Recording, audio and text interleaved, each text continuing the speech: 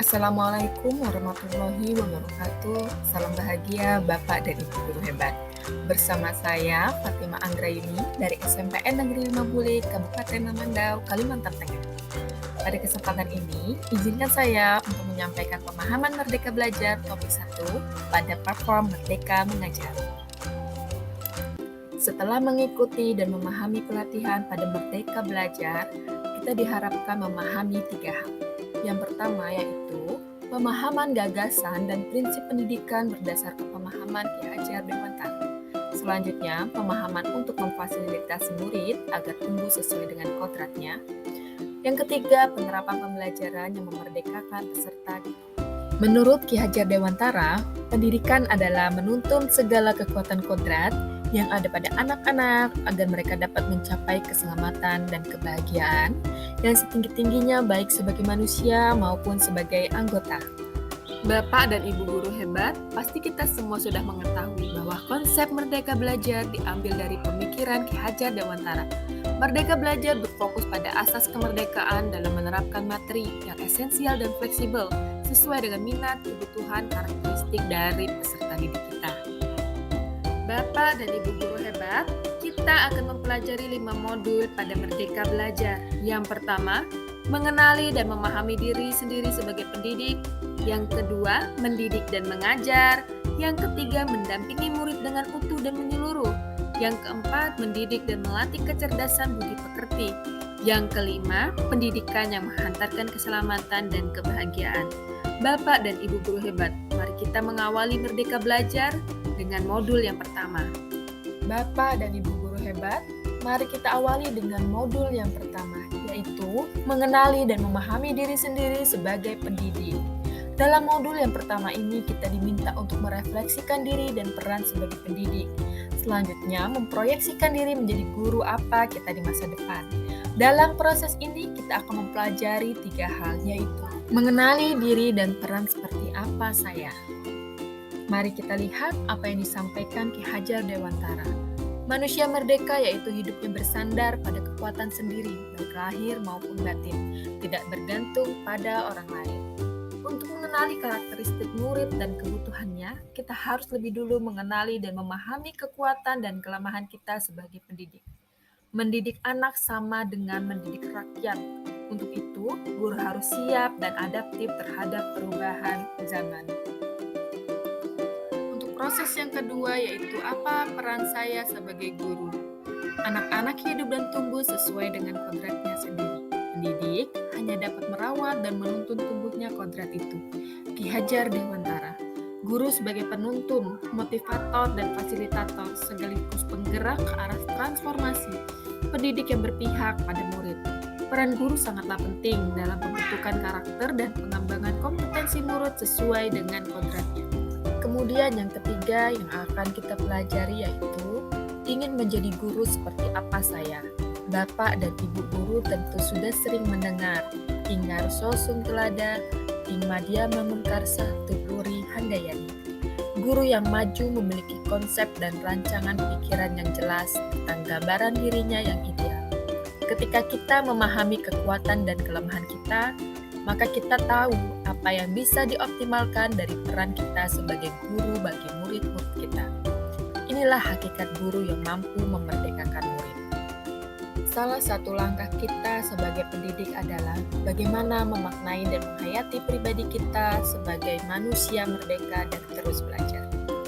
Menyadari bahwa peran kita sebagai guru sangat strategis. Seorang guru tidak hanya mendidik murid, tetapi mendidik masyarakat, menyiapkan pemimpin masyarakat, membuat murid merdeka sesuai dengan kodratnya. Guru hendaknya menjadi contoh tingkah laku, sikap, dan tutur kata. Bapak dan Ibu guru hebat, sekarang kita akan memasuki modul yang kedua, yaitu mendidik dan mengajar. Dalam modul yang kedua ini, kita akan mempelajari 3 hal. Yang pertama, mendidik menyeluruh. Yang kedua, mendidik selama 1 abad.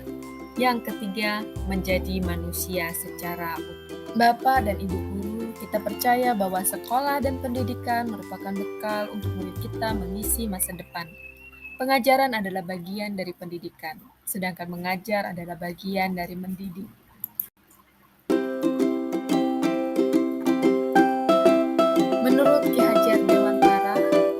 menempatkan sebagai tuntunan, yaitu tuntunan sebagai hidup tumbuhnya Bapak dan Ibu guru.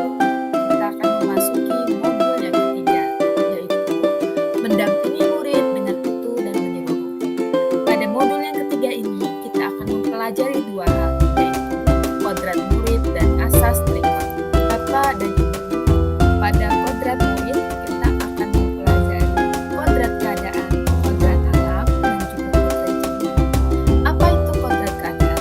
Setiap murid kita terlahir dengan kodrat alamnya masing-masing, sesuai dengan lingkungan tempat anak berada. Guru sebagai pendidik perlu menyesuaikan dengan perkembangan zaman dan segala perubahan yang terjadi pada murid berhubungan dengan kodrat keadaan, baik kodrat alam maupun kodrat zaman. Ki Hajar Dewantara menjelaskan bahwa dasar pendidikan alam berhubungan dengan kodrat alam dan juga kodrat zaman. Kodrat alam berkaitan dengan sifat dan bentuk lingkungan di mana anak berada, sedangkan kodrat zaman berkaitan dengan isi dan irama. Artinya bahwa setiap anak sudah membawa sifat dan karakternya masing-masing. Jadi sebagai guru kita tidak bisa menghapus sifat dasar tadi. Yang bisa dilakukan adalah menunjukkan, membimbing mereka agar muncul sifat-sifat baiknya sehingga menutupi dan mengaburkan sifat jeleknya. Asas trikot sendiri dibagi menjadi tiga. Yang pertama kontinu, yaitu pengembangan secara berkesinambungan, dilakukan terus-menerus dengan perencanaan yang baik. Yang kedua yaitu pengembangan yang dilakukan dapat mengambil dari bangsa lain sebagai kesatuan dari kebudayaan umat manusia sedunia tanpa mengorbankan nilai atau identitas bangsa sendiri. Yang terakhir konsentris, bersifat terbuka tetapi tetap selektif dan kritis terhadap pengaruh kebudayaan sekitar. Bapak dan Ibu guru memasuki modul yang keempat, yaitu mendidik dan melatih kecerdasan budi pekerti. Budi pekerti atau watak adalah bulatan jiwa manusia yang merupakan hasil dari bersatunya gerak pikiran, perasaan, dan kehendak atau kemauan, sehingga menimbulkan suatu tenaga. Budi pekerti juga dapat dimaknai sebagai perpaduan antara cipta dan rasa yang menghasilkan karsa. Untuk yang kedua yaitu konvergensi dan pengaruh pendidikan. Teori konvergensi didasarkan pada dua teori, yaitu teori tabula rasa dan teori negatif. Ki Hajar Dewantara mengintegrasikan dua pandangan teori itu menjadi teori konvergensi yang memuat bahwa anak adalah ibarat kertas yang sudah terisi tulisan-tulisan yang sama dan belum jelas. Maksudnya, tugas pendidik adalah membantu anak-anak untuk menebalkan dan memperjelas arti dan maksud tulisan sama tersebut. Memasuki modul yang kelima, yaitu pendidikan yang menghantarkan keselamatan dan kebahagiaan. Dalam modul yang kelima ini ada 5 garis besar yang ingin saya sampaikan. Yang pertama yaitu pendidikan hanyalah sebagai tuntunan bagi para murid kita. Setiap murid memiliki kodrat, kekuatan, atau potensinya yang berbeda. Pendidikan tidak dapat berkehendak atas kodrat, kekuatan, dan potensi murid. Yang keempat yaitu menerapkan sistem Among dan semboyan Ki Hajar Dewantara. Yang terakhir yaitu menerapkan pembelajaran proyek dan digitalisasi pembelajaran.